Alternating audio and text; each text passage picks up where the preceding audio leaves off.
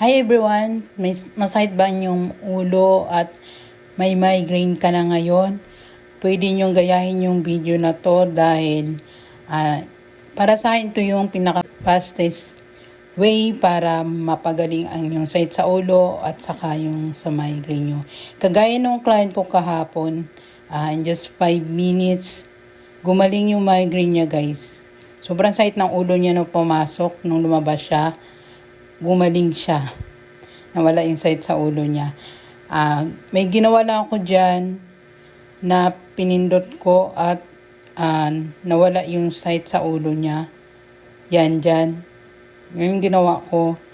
Tapos diniinan ko yung bandang bumbunan.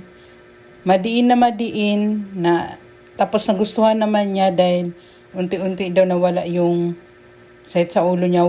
Guys, wala siyang sign